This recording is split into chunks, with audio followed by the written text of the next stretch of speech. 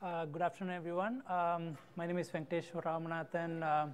The topic of my talk today is large-scale machine learning for payment fraud prevention. So I don't want you to be disappointed. Actually, my title was large-scale graph processing and machine learning. We are doing a lot of work on the graph analytics and graph processing as well in how it fits into the machine learning, but we had to go through internal approval process, and I couldn't get that in time. But I'll be happy to talk about it offline after the talk if you want to know on that space what we are doing. So today it's going to be mainly on the large-scale machine learning aspect of it. So this is the agenda of my talk. Briefly introduce myself and PayPal, what we do, and I'll also give you a brief background at a high-level overview of how we prevent fraud. And go over some of the large-scale machine learning algorithms which we are employing today to keep fraudsters at bay, share with you some experiments we have done, and conclude my talk. Briefly about me, been primarily a software engineer for a very long time, building distributed computing systems, but later on in my life, after I finished my PhD, ended up doing more of machine learning research and started doing machine learning research before the data scientist title was even created. My degree is primarily in PhD in computer science. On the machine learning space, I've done research on the biometrics, on email phishing detection, and of late, last 5 years at PayPal on payment fraud prevention.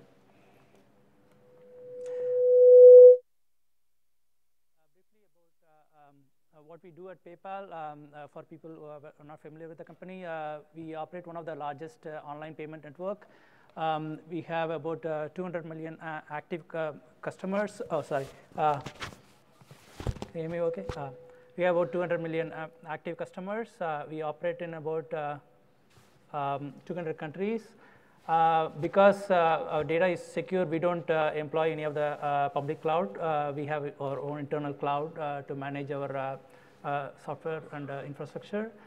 Other than that, we use all of the state-of-the-art technologies like Hadoop, Spark for offline analytics and machine learning aspect of it. And on the online side, we have a lot of proprietary software development, a lot of C++ based services traditionally, but of late we have more Java-based services. One of the key things is with fraud prevention is being able to infer do a prediction in real time with a very short SLA. So we go through a lot of challenges of how can we build a more robust model, but being able to serve prediction in a reasonable time so that the end user is not affected by the transactions. For how we do fraud prevention at PayPal, I'll give you a high-level overview. Essentially, PayPal fraud prevention has been there ever since its establishment. Our fraud engineering group, the machine learning group, has been more than 10 years old. The key secret sauce of a PayPal payment fraud is we have a robust feature engineering. We have years worth of feature engineering gone into understand the fraudulent patterns, how fraudsters evolve over time, and being able to capture that in terms of feature engineering. And the machine learning models and statistical model we apply to build models based on what engineered features. But primarily, a lot of research went into the feature engineering aspect of it. Obviously, on the software side, we have a highly scalable and multi-tier infrastructure software. And the other secret sauce behind our PayPal fraud prevention is that we have a team of data scientists, machine learning researchers, statisticians, financial analysts. But more importantly, we also have intelligence analysts who work for intelligence agencies throughout different countries. Primarily, we have a team based in Israel. They are work for the Israel Intelligence Agency. So they provide those something we call story-based feature engineering that try to understand the fraudsters' evolving pattern, how they try to deceive our system into making money off our payment network. So that's something which is actually very unique to our secret sauce. obviously, the fraud prevention itself, we have a multi-tiered infrastructure. So primarily, all our fraud prevention takes place at the time of transactions. When you're making a transaction, our model gets invoked. It gives you a fraudulent score. And the score in combination with rules which the strategy team puts together to make a decision whether to approve the transaction or not. That's where most of our models are employed. So where we have the models, we have a challenge of being able to serve within short SLA. So we cannot have a too complex a model which be beyond the SLA. After the transaction is complete, we apply those more sophisticated models, which are complex network models, which apply after the transaction is complete. We even have a facility to reverse some of those transactions based on the decisions on the second tier set of models. At the account level, we monitor account level activity. Because we have a 200 million active customers, we have a huge profile of our customers built over a period of time, which continuously updated. Some of those patterns, like for example, let's say you bought some items from a certain country and suddenly trying to change your address, which points to a different country. Those kind of patterns are detected at the profile level. Changes are detected. So we have profile level models to detect some of those fraudulent patterns. At the network level, obviously, we have monitored a lot of account-to-account interactions. So if you have a lot of small accounts which funneling money into one big account and use that account to actually withdraw those funds. So those will trigger some of those network level models. Typically, we catch some of those anti-money laundering type of activities using network level models. Obviously, fraudsters are becoming smarter and adaptive over time. So what we need is a cost-effective solution. Also, I mentioned that we need a scalable and models which we should have a very short SLA and being able to catch most of the fraudsters at the transaction time rather than waiting for a transaction to complete. So we need computationally efficient models. That's on the computation side. On the analytics side, this is actually people who are familiar with machine learning models. It's a binary classification ROC curve. It's a performance curve to basically give you a measure of how well your model is performing. So one other thing with this that because we have years worth of feature engineering, all the models which we call our bread and butter fraud prevention models, it's incredibly harder to get even a very small improvement in performance. So how do we actually, we don't want to stop there in the sense that obviously you can see that the area above the blue curve is what we are missing as 0.96 AUC. Even if you get a very small improvement in this AUC, we can because of the volume of transaction we process, it results in significant reduction in loss. So that's why we have a research team which we are focusing purely on how can we improve the predictive performance of some of these models with a lot of employing more sophisticated algorithms or anything which we can do to improve those. So that's what I want to say here. So how can we build better models? Actually, I told you, right, we spent years of feature engineering, but as with any big data processing, you end up spending a lot of time in data pre-processing, data cleaning, and you do the feature engineering. By the time you get to the algorithmic aspect of it, you don't have much time to actually optimize the parameters of the algorithm to get the best out of it. What we want to do, traditionally what we have been using is logistic regression and even single layer neural network models. How can we improve the model performance? So we want to take relook at the entire space and what all we can do to improve model performance. So obviously employing advanced machine learning algorithms is one way to do it. Better feature engineering than what we are currently doing. That's where actually some of the graph analytics we are using is serving that need of engineering some of those features from the graph representation. The third thing is the label. Actually, in a binary classification, if it's a fraud or not fraud, that's your label. In the fraud space, how can we reliably say whether it's a fraud or not. It is not trivial. Can we come up with different techniques to actually better label our data set? Before you build a model, you need a label data set.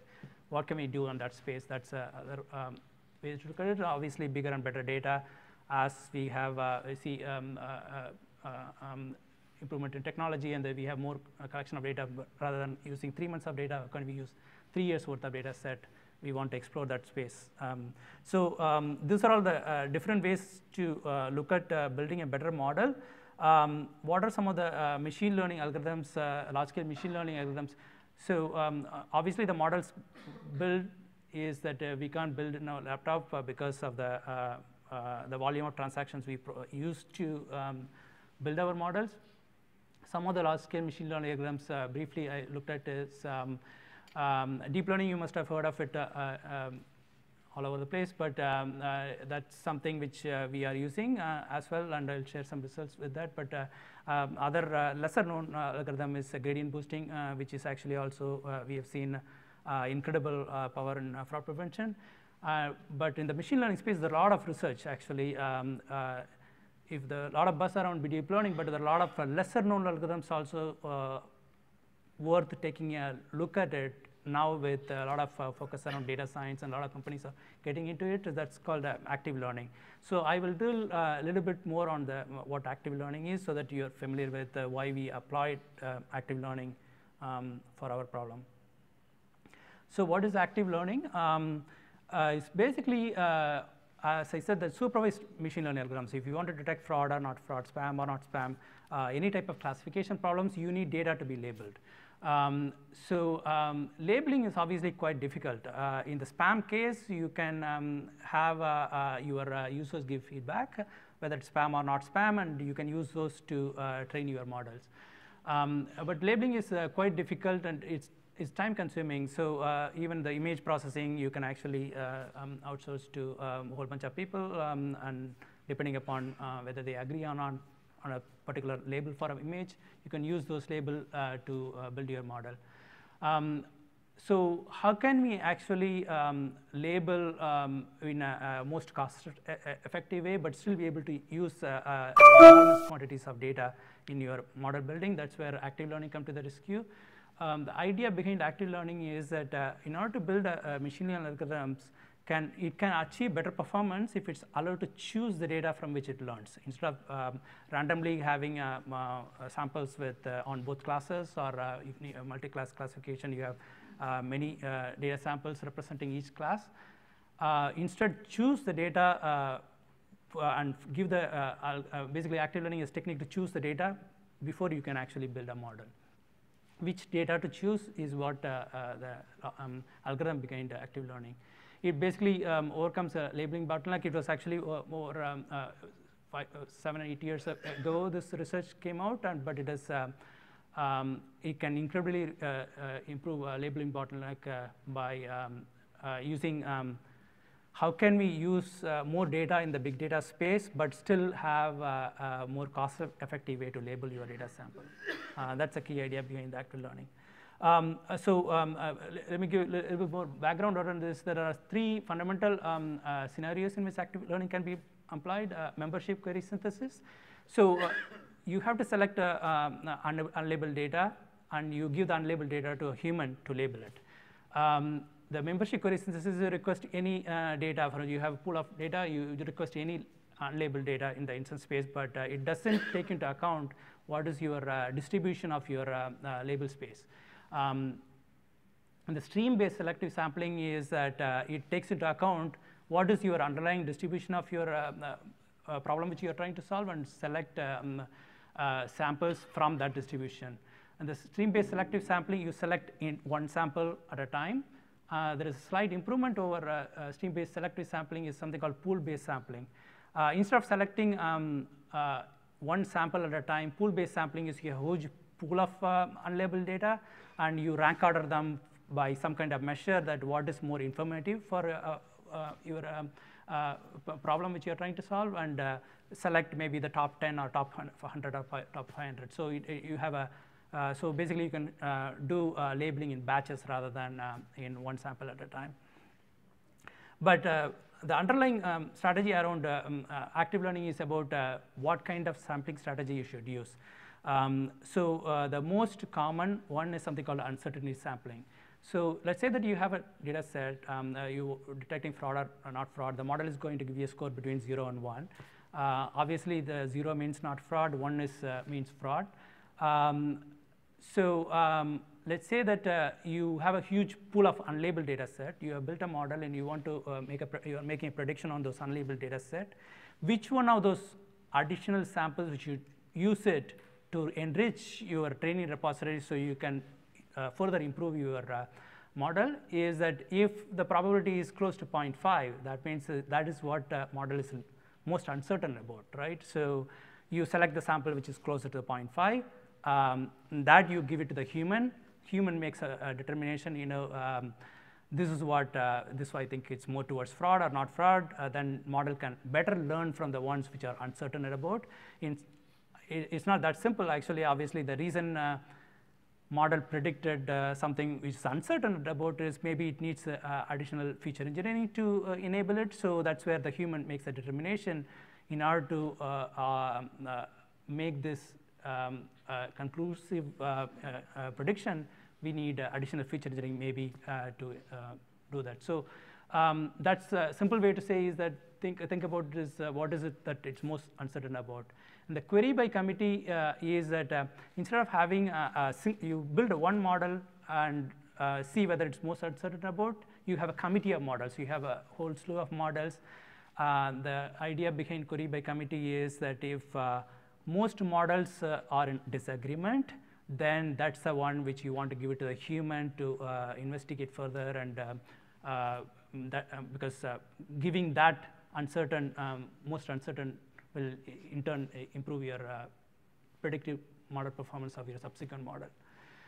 Expected model change is around, let's say it's a computing expectation. So if you were to label it, what is the expected change it's going to make to the model? If it makes an improvement, then you use that approach. And the expected error detection is if it's going to result in the expected error of if you were to label that particular sample.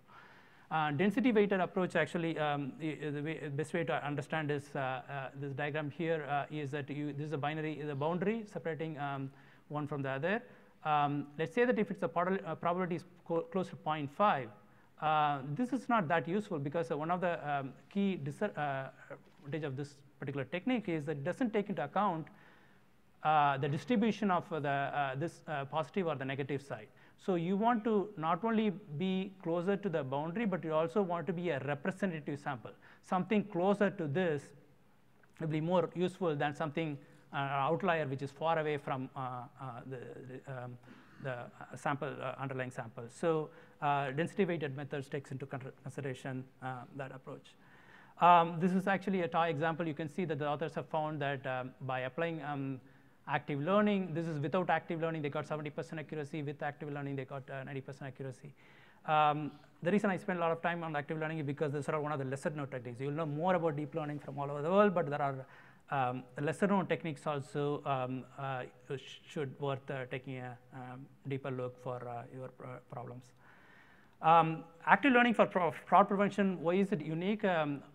In the fraud prevention case, its data is highly unbalanced, right? So the number of fraud is way less compared to number of good transaction.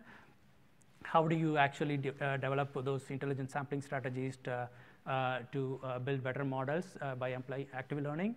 The other thing is that fraud labeling requires trained experts. So image processing, you can outsource, you can use Amazon Turk to outsource, okay, label whether it is a dog or a cat or whatever. So you can, and based on, obviously, not everybody will be, you can take into account, even there are abusive users or which they want to supply bad labels to you, but if the majority are in agreement, you can use that approach to collect label samples.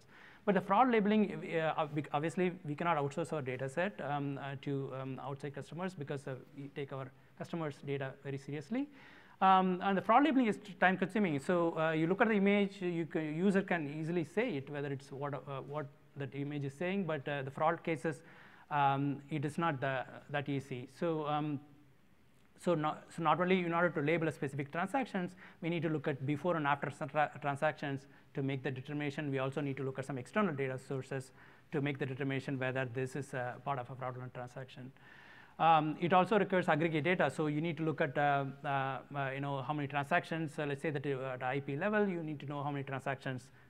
If you want to see it's coming from bad IP, is it what are the cumulative aggregates and velocity type variables, how many transactions happening per hour, per minute, and so on for this particular entity like IP address, and make conclusion based on collective aggregate data. And the last but not least, this fraud tag matures at different times. So in the spam case or image processing case, it's you know exactly what it is at the time of transaction, but fraud tag, like for example, you file a people file chargeback, and by the time it matures, it takes about 2 months or so, and the account takeover, user may not even know the account has been taken over, so it takes about at least 2 weeks for the user even to realize that that account has been taken over. So it takes mature. So those are some of the challenges of applying active learning to fraud prevention. So this is actually our high-level implementation framework, where what we did was that we have a pool of unlabeled data set, and we use query by committee. So query by committee, as I mentioned before, it's use a collection of models. The models use 2 sets of algorithms we used as deep learning based models and the gradient boosting tree models. We have several models built using both deep learning GPT. One of the things which I would suggest as part of this exercise is it's very easy to build a model, but you have to take significant amount of time in building the right model. So all this, this is especially for a budding data scientist. When you look at all these tools have all these algorithms implemented, and it has got this default parameters hard coded there. Don't just jump from one algorithm to the other algorithm. Each algorithm has a whole bunch of parameters called hyperparameters. So there is a specific area which you want to experiment is something called hyperparameter optimization. What combination parameters you need to explore? You want to explore all those parameters in parallel, so that you don't want to spend a significant amount of time building the best models. But to make sure you explore those parameter space in order to build the best model. So I know that it's data science, a lot of time is spent in data cleaning and feature engineering aspect, but make sure that you spend a significant amount of time in building the model by doing hyperparameter optimization. There are a lot of hyperparameter optimization techniques. One of the popular one is the grid search. So you define a grid of parameters to explore, and random search is actually a much better grid search. Instead of searching through all possible combinations, it searches only the randomly chooses some of those combinations to explore. There are a lot of research is being done to do much more on the hyperparameter optimization so that you can build the best model, but make sure you spend enough time. Don't stick to the defaults of your packages and do a parameter exploration. So as I mentioned, that one of the challenges with us is that when we find our analysts find to label something, and oftentimes they need to engineer new features. So we have this active feature engineering aspect of it, and the other aspect of it is that if they engineer some features, and because we have transactions worth of 3 or 4 years worth of data set, we need to be able to simulate those features and basically recreate these features for past historical data. So we also have infrastructure to simulate those features and give it to the human expert to make the determination. Obviously, we have creates aggregate data statistics. One other key thing is that because the fraud space, the volume is so high, and we want to benefit from big data and using more labels, more data to be labeled by a human, there is an approach called a bagged approach. So instead of giving, this is an area of active learning called multi-instance active learning, where the idea behind it is instead of giving one label, one data sample at a time for a human to label it, it basically creates a bag. So in the bags, what you do is that if something which you know that absolutely is good, you put all the good ones in the one bag, and the other bag contains a mix of goods and bads. So in this way, you can have a batch of data to be labeled by a human rather than giving one instance at a time. So we used that approach for our active learning experiment. Iteratively, you just add more data to the label data set and build our deep learning model and GPT model based on the data set, and until we don't no longer see further improvement in performance. That's when we stop our this exercise. So this is briefly on the deep learning. There are a lot of literature on the deep learning. So as I said, most of our earlier models prior to this exercise was using single layer neural network. Obviously we used again a feed-forward network with just many more layers. The deep learning network, we found the sweet spot was around 6 layers, where beyond 6 layers we didn't see any significant improvement in performance. But you can find a lot of materials on the deep learning outside. But some of the parameters, I said that hyperparameterization, make sure you look at what each one of the parameters are, and spend some time in exploring this parameter space before you build your model. The gradient boosting is a non-parametric approach where we found a significant benefit with this is that it's a tree-based algorithm. So what it does is it builds a tree at each iteration. So each time it focuses on the ones which it was not able to predict reliably in the previous iterations. But a lot of benefits with using GPT compared to, let's say, deep neural network. For example, you don't need any pre-processing of the data set. It's highly robust and scalable. For example, you don't need in a traditional neural network, you need to have numeric values. So if you have categorical attributes, you need to do some kind of transformation to convert before you can apply deep network. This one, it's implicitly handles categorical variables. The weakness of gradient boosting is it's an iterative approach, so it builds a tree every time. So you can build a tree as long as you want until you get near close to perfect classification. But the downside of that is it builds a model, it overfits the training data set, so you'll be relatively bad in predicting unseen data set. So that's something to watch out for with the GPT, when to actually stop building more trees. The number of parameters to explore on the GPT is much lesser, number of trees and max depth. So we have a production deployment of GPT successfully been there for over a year or so. This is the experiments data set which I used is mainly for given that you have a deep learning and active GPT-based models and applying active learning on the data set, used only 1 year worth of data set, about 11 million transactions. Test data is about 4 million transactions, and number of features we have is about 500 to 600. On the toolkit, most of these experiments we used an open source tool called H2O, which is we have been using very extensively for over 2 to 3 years actually. We found this, obviously it's 100% open source, and they also provide enterprise support. One other thing which actually personally appealed to me, H2A as a toolkit, is it's focused purely on the machine learning aspect. So at the time when you want to actually build the model, you want to look for more specialized packages and specialized solutions. You don't want something very general purpose solutions. So MLlib was very evolving, and there were a lot of issues with the MLlib implementation. We didn't have many other choice of having a scalable machine learning platform which does machine learning best. That we found H2O was serving our need. It had both deep learning and GPU implementation for over 3 years or so, and GPU implementation is really good, which is what we have deployed in production. On the active learning side, we took that, there is an active learning open source package implemented R, and we took the package and implemented it for scale in-house.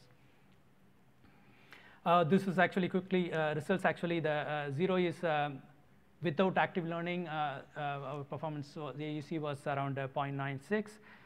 As you can see that as you add more and more instances queried using the active learning approach, the AUC went up all the way up to 0.98. Just to give you this thing, this is not the performance measure we use for internal measurements. We have an internal benchmark to validate whether we have building a model which is better than our champion models. But this is for external consumption. This is what we could share. But you can see that there is a benefit of applying active learning at scale, and this is, I would say, most of the research has been done using active learning at a very small scale. We applied on big scale. Finally, to conclude my talk, we have seen when we did most of this experiment, we did it offline, and we saw significant benefit just applying deep learning and GPT to our flagship models. We were able to get much better performance with the GPT compared to deep learning because at that point we didn't have the H2 was the only tool, and the most of the change was mainly done at the algorithmic layer and the data space. So now we have investment in more of the HPC computing system. So we are doing a lot of experiments using GPUs and we see there is a potential for deep learning to outperform GPT. But there is other benefit of deep learning which GPT doesn't give, which we are spending a lot of time on, is that thing which I mentioned is we have a lot of feature engineering. So first of all, we want to, human will not be able to engineer features. So for some of the complex mathematical functions, human cannot visualize that, right? We feel that, believe that deep network can model some of those complex interactions. And deep learning can actually also helps with a lot of those manual feature engineering efforts. So we are spending a lot of energy and time on it, and hopefully we will have more results to share in the subsequent conferences. And also we saw active learning shows incredible performance with improving and also reduce our labeling cost. Actually, we used to spend months in labeling our fraud transaction down to weeks now. That's all I have on this, and obviously I'm open for questions. Please come to the middle of it. That's what I was told. If you have any questions, too.